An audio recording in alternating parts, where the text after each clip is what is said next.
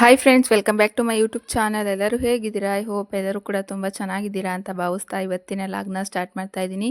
First time video ಯಾರಾದರೂ ನೋಡ್ತಾ ಇದ್ದರೆ ಪ್ಲೀಸ್ ಸಬ್ಸ್ಕ್ರೈಬ್ ಮಾಡ್ಕೊಳ್ಳಿ, ಹಾಗೆ ಸಪೋರ್ಟ್ ಮಾಡಿ. ಪೂರ್ತಿ ವಿಡಿಯೋ ನೋಡಿ, ವಿಡಿಯೋ ಇಷ್ಟ ಆದರೆ ಒಂದು ಲೈಕ್ ಮಾಡಿ ಅಂತ ಕೇಳ್ಕೊತ ಇವತ್ತಿನ ಲಾಗ್ನ ಸ್ಟಾರ್ಟ್ ಮಾಡ್ತಾ ಇದ್ದೀನಿ.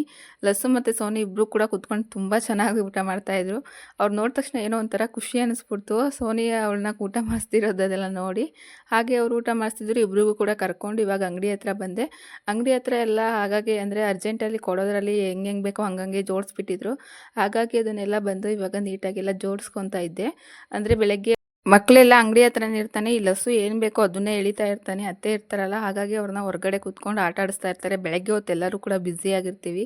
ಅಂದರೆ ನಾನು ಅಡುಗೆ ಮಾಡೋದು, ನೀರು ತುಂಬ್ಕೊಳ್ಳೋದು, ಆ ಥರ ಮಾವ ಅಲ್ಲಿ ಮೇಕೆ ಮರಿಗೆ ಗೊಬ್ಬರ ಗುಡಿಸೋದು, ಆ ಥರ ಎಲ್ಲರೂ ಕೂಡ ಬ್ಯುಸಿಯಾಗಿರ್ತೀವಿ. ಮಕ್ಕಳು ಮತ್ತು ಅತ್ತೆ ಅಂಗಡಿ ಹತ್ರ ಇರ್ತಾರಲ್ಲ, ಹಾಗಾಗಿ ಮಕ್ಕಳೆಲ್ಲ ಎಳೆದು ಬಿಸಾಕಿರ್ತಾರೆ ಅರ್ಜೆಂಟಲ್ಲಿ. ಇವ್ರು ಬಿಸಾಕ್ತಾರೆ ಅಂತ ನಮ್ಮ ಅತ್ತೆ ಆಮೇಲೆ ಅದು ಜೋಡಿಸೋದೆಲ್ಲ ಸುಮ್ಮನಾಗ್ಬಿಡ್ತಾರಲ್ಲ, ಹಾಗಾಗಿ ಅದೆಲ್ಲ ಒಂಥರ ಕಾಣಿಸುತ್ತೆ ಅಂದ್ಬಿಟ್ಟು ಇವಾಗ ಬಂದು ಅಂದರೆ ಸಾಯಂಕಾಲದ ಹೊತ್ತು ಈ ನಡುವೆ ನಾನೇ ಜಾಸ್ತಿ ಓಪನ್ ಮಾಡ್ತಿರೋದ್ರಿಂದ ಬಾಗಿಲು ಸ್ವಲ್ಪ ನೀಟಾಗಿರಲಿ ಅಂತ ಅವಾಗೆಲ್ಲ ಜೋಡಿಸ್ಕೊತಾನೆ ಇರ್ತೀನಿ. ಈ ಮಕ್ಕಳು ಅಂದರೆ ನಾವು ಸ್ವಲ್ಪ ಇವಾಗ ತಿಂಡಿ ಐಟಮ್ ಮಾಡೋದು ಪೂರ್ತಿ ಬಂದ್ ಮಾಡಿಬಿಟ್ಟಿದ್ದೀವಿ. ಯಾವುದೇ ಒಂದು ತಿಂಡಿ ಐಟಮ್ ಕೂಡ ಇವಾಗ ಮಾಡ್ತಾಯಿಲ್ಲ. ಕುರ್ಕುರೆ ಕೂಡ ಇವಾಗ ನಿಲ್ಲಿಸ್ಬೇಕು ಅಂದ್ಕೊಂಡಿದ್ದೀವಿ. ಅಂದರೆ ಮಕ್ಕಳೇ ಅಂದರೆ ನಮ್ಮ ಮನೆಯಲ್ಲೇ ಜಾಸ್ತಿ ತಿಂತಾಯಿದ್ದಾರೆ ಮಕ್ಕಳು.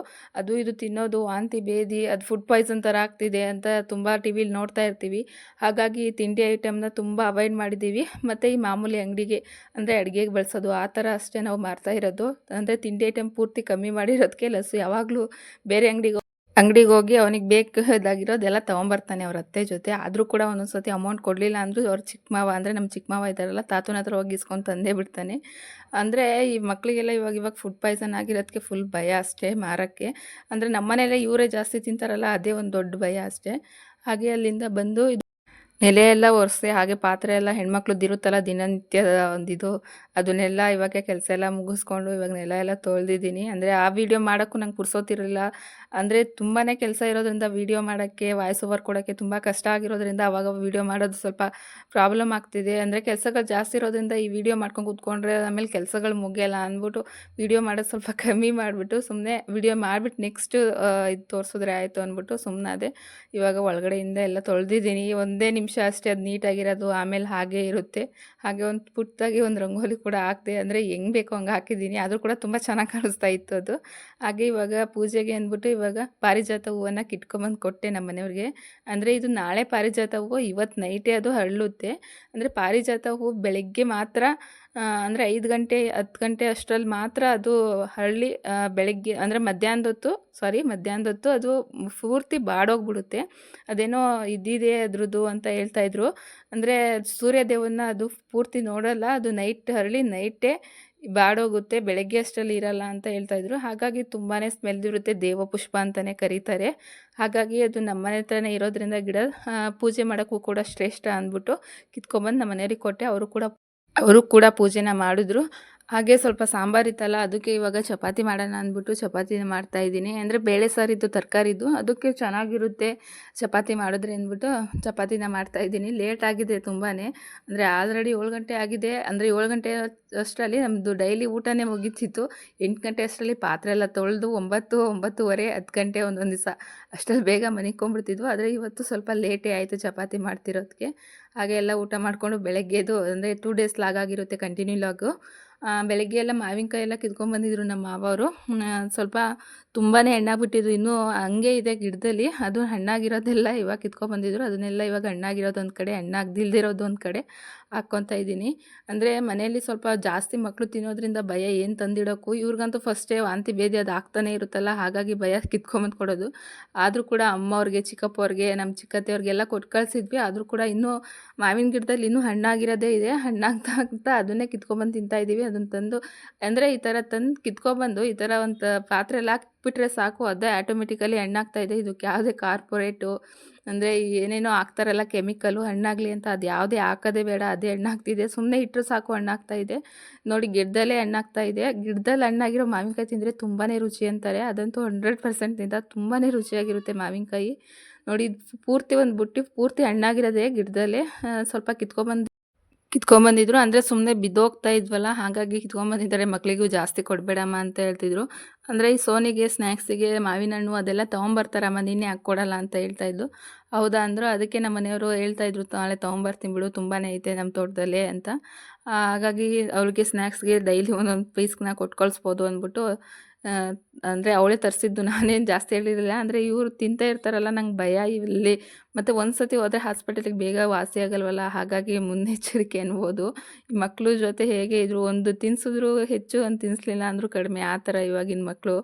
ಹಾಗಾಗಿ ಸ್ವಲ್ಪ ಮಕ್ಕಳನ್ನ ಈ ಟೈಮಲ್ಲಿ ತುಂಬ ನೀಟಾಗಿ ನೋಡ್ಕೋಬೇಕಾಗುತ್ತೆ. ಹಲಸಿನ ಹಣ್ಣು ಅದು ಮಾವಿನಕಾಯಿ ಸ್ವಲ್ಪ ಕೊಟ್ಟು, ಅಂದರೆ ನಮ್ಮೂರಲ್ಲಿ ತುಂಬ ಜನಕ್ಕೆ ವಾಂತಿ ಭೇದಿ ಹಾಕಿದೆ ಮಕ್ಕಳಿಗೆ, ನೋಡಿದ್ದೀನಲ್ಲ. ಹಾಗಾಗಿ ಮತ್ತೆ ಗೊತ್ತಿದ್ರು ಏನಕ್ಕೆ ಸುಮ್ಮನೆ ನಾವೇ ರಿಸ್ಕ್ ತೊಗೊಳ್ಳೋದು ಅಂತ ಅಷ್ಟೇ ಭಯ. ನೋಡಿ ಇನ್ನೂ ಹಣ್ಣಾಗದಿರೋದು ಇದಿಷ್ಟೇ, ಇನ್ನೂ ಕೂಡ ಗಿಡದಲ್ಲಿದೆ, ಇನ್ನೂ ಕಿತ್ಕೊಂಬರ್ಬೇಕು. ಅದೇ ಸ್ವಲ್ಪನೇ ಕಿತ್ಕೊಂಬಂದರೆ ಸಾಕು, ಬೇರೆಯವ್ರಿಗೆ ಕೊಟ್ಟರು ಆಗುತ್ತೆ, ಸುಮ್ಮನೆ ಒಂದೇ ಸತಿ ತಂದು ಯಾಕೆ ರಿಸ್ಕ್ ತೊಗೊಳ್ಳೋದು ಅಂದ್ಬಿಟ್ಟು ಸುಮ್ಮನಾಗಿದ್ದೀವಿ. ಹಾಗೆ ತೊಗೊಂಡೋಗಿ ಎಲ್ಲ ಒಳಗಡೆ ಇಟ್ಟೆ. ಒಂದೇ ದಿವ್ಸಕ್ಕೆ ಅದು ಹಣ್ಣಾಗ್ಬಿಡುತ್ತೆ ಆ ಪಾತ್ರೆಯಲ್ಲಿರೋದು. ಅಷ್ಟು ಆಗಲೇ ಒಂಥರ ಮೆತ್ತಗಾಗಿದೆ, ಆಗಲೇ ಹಣ್ಣಾಗಿರೋದು ಥರ. ನೋಡಿ ಇಷ್ಟಿದೆ ಇನ್ನು. ಅಂದರೆ ಇದು ಪೂರ್ತಿ ಬುಟ್ಟಿ ಹಣ್ಣಾಗಿರೋದೇ ಮಾವಿನಕಾಯಿ. ಕಲರ್ ಅಂತೂ ತುಂಬಾ ಚೆನ್ನಾಗಿತ್ತು. ನಾನು ಕಲರ್ ನೋಡಿನೇ ಅಂದರೆ ನೋಡ್ತೀನಿ ಫಸ್ಟು, ತುಂಬ ರೆಡ್ಡಿಗೆ ಕಲರ್ ಇದ್ದರೆ ಅದನ್ನು ತಿನ್ನೋದು, ಆ ಥರ ಮಾಡ್ತೀನಿ. ಇದು ನೋಡಿ ಹಣ್ಣಾಗ್ದಿರೋದು, ಅಂದರೆ ಒಂದೇ ನೈಟಿಗೆ ಇದು ಹಣ್ಣಾಗುತ್ತೆ ಅಷ್ಟಿದೆ. ಹಲಸಿನ ಹಣ್ಣು ಕೂಡ ಹಣ್ಣಾಗಿದೆ. ಎಷ್ಟು ತಿಂತೀರಾ ತಿಂದ್ರಿ ಅಂತಿರ್ತಾರೆ ಮಾವ. ಅಂದರೆ ನನಗೆ ಜಾಸ್ತಿ ಸ್ವಲ್ಪ ಹಲಸಿನ ಹಣ್ಣು ಇಷ್ಟನೇ. ಮಾವಿನಕಾಯಿ ಇಷ್ಟಪಡ್ತೀನಿ, ಆದರೆ ಅಷ್ಟಕ್ಕಷ್ಟೇ. ಹಲಸಿನ ಹಣ್ಣು ಅಂದರೆ ತುಂಬಾ ಇಷ್ಟ. ಹಲಸಿನ ಹಣ್ಣು ಒಂದು ಪಟ್ಟೆ ಕೊಟ್ಟರು ಕೂಡ ತಿಂದ್ಬಿಡ್ತೀನಿ, ಅಷ್ಟು ಇಷ್ಟ ಆಗುತ್ತೆ ಹಲಸಿನ ಹಣ್ಣು. ಅದೇನೋ ಚಿಕ್ಕವಳಿಂದನೂ ಕೂಡ ಹಲಸಿನ ಹಣ್ಣು ಅಂದರೆ ತುಂಬಾ ಏನೋ ಒಂಥರ ಹೇಳ್ಕೊಳಕ್ಕಾಗಲ್ಲ, ಆ ಥರ ತುಂಬಾ ಪ್ರೀತಿ. ಅದನ್ನು ಹಲ್ವಾ ಮಾಡೋಣ, ಅದು ಮಾಡೋಣ ಅಂತ ಅಂದ್ಕೊತೀನಿ. ಆದರೂ ಕೂಡ ಅದೇನೋ ಆಗಲ್ಲ, ಮುಂದೆ ಇಟ್ಟರೆ ಸಾಕು, ಅದನ್ನು ತಿಂದು ಹಾಗೆ ಮುಟ್ಬಿಡೋದು, ಹಲ್ವಾನೂ ಬೇಡ ಏನೂ ಬೇಡ ಅನ್ನಿಸ್ತಾ ಇರುತ್ತೆ. ಹಾಗೆ ಸಾಯಂಕಾಲಕ್ಕೆ ಇವತ್ತು ಸಾಂಬಾರು ಮಾಡಿದೆ. ಅಂದರೆ ಏನು ಸಾಂಬಾರು ಅಂದರೆ ಮೇಕೆ ತಲೆ ಮಾಂಸ ಇತ್ತಲ್ಲ, ಅದ್ರದ್ದು ಸಾಂಬಾರು ಮಾಡಿದ್ದೆ. ಇದ್ರದ್ದು ಪೂರ್ತಿ ವಿಡಿಯೋ ಆಲ್ರೆಡಿ ನಾನು ಅಪ್ಲೋಡ್ ಮಾಡಿದ್ದೆ, ಹಾಗಾಗಿ ಇದ್ರ ಬಗ್ಗೆ ಜಾಸ್ತಿ ಏನು ಹೇಳಕ್ಕೆ ಹೋಗಲಿಲ್ಲ. ಅದು ವಿಡಿಯೋ ಕೂಡ ಮಾಡ್ಕೊಳ್ಳಿಲ್ಲ. ನೋಡಿ ಈ ಥರ ಆಗಿದೆ. ತುಂಬಾ ಚೆನ್ನಾಗಿತ್ತು ಸಾಂಬಾರಂತೂ, ನನಗಂತೂ ತುಂಬ ಇಷ್ಟ ಆಯಿತು. ಅದು ವಿಷಲ್ ಹೊಡಿಬೇಕಾದ್ರೆ ಒಂಥರ ಸ್ಮೆಲ್ ಬರುತ್ತಲ್ಲ, ತುಂಬಾ ಇಷ್ಟ ಆಯಿತು. ಮಾವಂಗೂ ಕೂಡ ತುಂಬ ಇಷ್ಟ ಮೇಕೆ ತಲೆ ಮಾಂಸ ಸಾರು.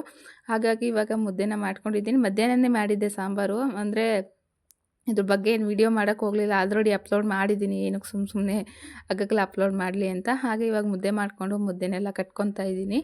ಅಂದರೆ ಮುದ್ದೆ ಗಂಟಾಗ್ತಾ ಇರುತ್ತಲ್ಲ, ಹಾಗಾಗಿ ಸ್ವಲ್ಪ ಎಣ್ಣೆನ ಬಳಸ್ಕೊಂಡು ನಾನು ಪ್ರತಿಯೊಂದು ಲಾಗಲ್ಲೂ ಹೇಳ್ತಾ ಇರ್ತೀನಿ, ಹೆಣ್ಮಕ್ಳಿಗೆ ಸ್ವಲ್ಪ ಮುದ್ದೆ ಮಾಡೋಕ್ಕೆ ಕಷ್ಟ ಆಗುತ್ತೆ. ಅಂದರೆ ನನಗಾಗಿರೋ ಎಕ್ಸ್ಪೀರಿಯೆನ್ಸ್ನ ನಾನು ಹೇಳ್ಕೊತಾ ಇದ್ದೀನಿ. ಫಸ್ಟು ನಾನು ಮದುವೆಯಾಗಿ ಬಂದಾಗ ನಂಗೆ ಮುದ್ದೆ ಮಾಡೋಕ್ಕೆಲ್ಲ ಬರ್ತಾ ಇರಲಿಲ್ಲ. ತುಂಬಾ ಕಷ್ಟ. ಅದು ಹೆಂಗೆ ಮಾಡಿದ್ರು ಕೂಡ ಗಂಟಾಗ್ಬಿಡೋದು, ಇಲ್ಲ ಮುದ್ದೆ ಒಂಥರ ಹಸಿಟ್ಟು ಥರ ಇರೋದು, ಆ ಥರ ತುಂಬ ಅನಿಸಿದ್ದೀನಿ. ಆವಾಗ ನಮ್ಮ ಅಜ್ಜಿ ಹೇಳ್ತಾಯಿದ್ರು, ಮುದ್ದೆ ಗಂಟಾದರೆ ಸ್ವಲ್ಪ ಎಣ್ಣೆ ಹಾಕೋ, ಗಂಟು ಉಳಿಯಲ್ಲ. ಮತ್ತು ಮುದ್ದೆನ ಹಸಿಟ್ಟನ್ನ ಹಾಕ್ಬಿಟ್ಟ ತಕ್ಷಣ ಅದು ಉಕ್ಕಿ ಬರುತ್ತಲ್ಲ, ನೀರು ಇಕ್ಕಿರ್ತೀವಲ್ಲ, ಉಕ್ಕಿ ಬಂದಮೇಲೆ ಹಸಿಟ್ಟನ್ನ ಹಾಕ್ಬಿಟ್ಟು ಅದನ್ನು ತಿರುಗಿಸ್ಬಾರ್ದು, ಮುದ್ದೆ ಕೋಲನ್ನ ಹಾಗೆ ಇಟ್ಬಿಡ್ಬೇಕು, ಅದು ಚೆನ್ನಾಗಿ ಬೇಯುತ್ತೆ. ತುಂಬ ಹೇಳ್ಕೊಟ್ಟಿದ್ದಾರೆ ಮುದ್ದೆ. ಅಂದರೆ ಎಲ್ಲ ವಿಷಯ ನಾನು ಬೇಗ ಕಲಿತೆ ಅಡುಗೆ ವಿಷಯದಲ್ಲಿ. ಆದರೆ ಈ ಮುದ್ದೆ ಮಾಡೋದ್ರಲ್ಲಂತೂ ತುಂಬಾ ಎಡವಿದ್ದೀನಿ ಅನಿಸ್ಬೋದು. ತುಂಬ ಎಷ್ಟೋ ಸತಿ ಒಂದು 5-6 ಸತಿ ಹೇಳ್ಕೊಟ್ರು ಕೂಡ ಮುದ್ದೆ ಮಾಡೋಕ್ಕೆ ಬರಲಿಲ್ಲ. ಆಮೇಲೆ ಫೈನಲಾಗಿ ಒಂದು ದಿವಸ ನಮ್ಮ ಅಜ್ಜಿ ಬೈದು ಹೇಳ್ಕೊಟ್ಟಿದ್ರು. ಅಂದರೆ ಸ್ವಲ್ಪ ಪ್ರೀತಿಯಿಂದ ಹೇಳ್ಕೊಟ್ರೆ ನಾವು ಕಲಿಯಲ್ಲ, ಬೈದು ಹೇಳ್ಕೊಟ್ರೆ ಬೇಗನೆ ಕಲಿತೀವಿ ಅನ್ಕೋಬೋದು. ಆವಾಗ ನಮ್ಮ ಅಜ್ಜಿ ಆಗಾಗಲೇ ಹಂಗೆ ಮಾಡ್ತೀಯ, ಎಷ್ಟು ಸತಿ ಹೇಳ್ಕೊಡೋದು ಅಂತ ಹೇಳಿದರು. ಆವಾಗ ಫೈನಲಾಗಿ ಒಂದು ಸತಿ ಹೇಳಿದಾಗ ನೆಕ್ಸ್ಟ್ ಡೇಯಿಂದ ನಾನು ಪರ್ಫೆಕ್ಟಾಗಿ ಮಾಡಿದ್ದೆ. ಆವಾಗ ಹಂಗೆ ಅಂತಿದ್ರು, ಬೈದು ಹೇಳಿದ್ದಕ್ಕೆ ನೋಡಿ ಬೇಗ ಕಲ್ತಿದ್ಯಾ, ಅದೇ ಮುದ್ದು ಮಾಡಿ ಹೇಳಿದಿದ್ರೆ ಬೇಗ ಕಲಿತಾ ಇರಲಿಲ್ಲ ಅಂತ ಹೇಳಿದರು. ಅವತ್ತಿಂದ ನಾನು ಮುದ್ದೆನ ಸ್ವಲ್ಪ ಚೆನ್ನಾಗಿ ಮಾಡ್ತೀನಿ ಅನ್ಕೊತೀನಿ. ಅಂದರೆ ನಾವು ಮಾಡೋ ಅಡುಗೆ ನಾವು ಹೇಳೋದಕ್ಕಿಂತ ಊಟ ಮಾಡಿ ಬೇರೆಯವ್ರು ಹೇಳ್ತಾರಲ್ಲ, ಅದು ಒಂಥರ ನೆಮ್ಮದಿ ಮತ್ತು ಖುಷಿ.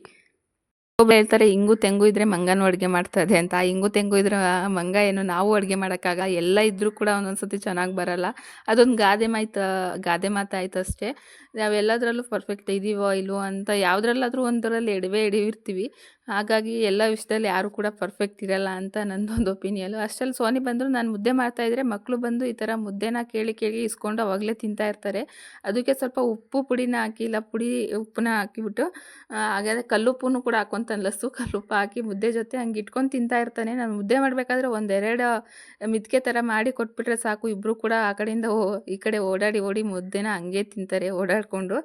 ಅಂದರೆ ಅವರು ಒಂದೊಂದು ಸತಿ ತಿಂತಾರೆ, ಒಂದೊಂದು ಸತಿ ತೊಗೊಂಡೋಗಿ ಮಂಚಕ್ಕೆಲ್ಲ ರುಬ್ಬಿಡ್ತಾನೆ ಲಸ್ಸು. ಹಾಗಾಗಿ ಅವಾಗವಾಗ ಕೊಡಲ್ಲ. ಲಸ್ಸು ಸ್ವಲ್ಪ ಮುದ್ದೆ ಕೂಡ ಊಟ ಮಾಡ್ತಾನೆ ಚೆನ್ನಾಗಿ. ಇವಾಗ 4 ಮುದ್ದೆನ ಮಾಡ್ಕೊಂಡಿದ್ದೀನಿ ನೋಡಿ. ಅಂದರೆ ನಾವು 4 ಜನ ಇರೋದ್ರಿಂದ 4 ಮುದ್ದೆ ಸಾಕಾಗುತ್ತೆ.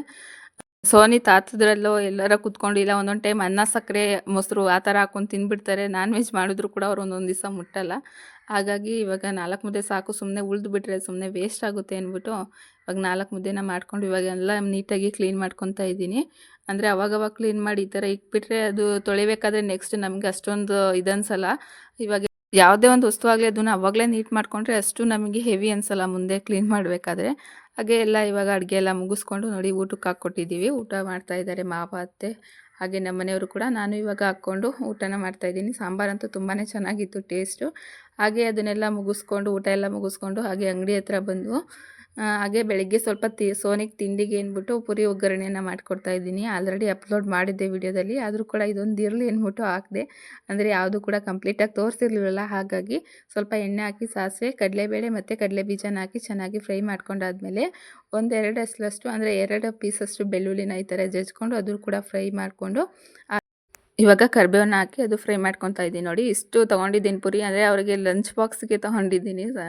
ಅಂದರೆ ಸ್ವಲ್ಪನೇ ಸಾಕು ಅಂದ್ಬಿಟ್ಟು ಒಂದು 2 ಲೀಟ್ರಷ್ಟು ಪುರಿ ಇದೆ. ಇದನ್ನು ಇವಾಗ ಚೆನ್ನಾಗಿ ಫ್ರೈ ಮಾಡ್ಕೊತಾ ಇದ್ದೀನಿ. ನೋಡಿ ಇವಾಗ ಮೆಣಸಿನ್ಕಾಯಿ ಹಾಕಿ ನೀಟಾಗಿ ಅದು ಕೂಡ ಫ್ರೈ ಮಾಡ್ಕೊಂಡಾದ್ಮೇಲೆ ಇವಾಗ ಒಂದು 2 ಮೀಡಿಯಮ್ ಸೈಜು ಈರುಳ್ಳಿ ತೊಗೊಂಡಿದ್ದೀನಿ. ಅದನ್ನು ಕೂಡ ಕಟ್ ಮಾಡಿಕೊಂಡು ಚೆನ್ನಾಗಿ ಫ್ರೈ ಮಾಡ್ಕೊಂಡಾದ್ಮೇಲೆ ಇವಾಗ ನಮಗೆ ಎಷ್ಟು ಅಂದರೆ ನಾನು ಇಲ್ಲಿ ಉಪ್ಪು ಪುರಿ ತೊಗೊಂಡಿರೋದ್ರಿಂದ ಉಪ್ಪನ್ನ ಸ್ವಲ್ಪ ಕಡಿಮೆನೇ ಹಾಕ್ಕೋಬೇಕಾಗುತ್ತೆ.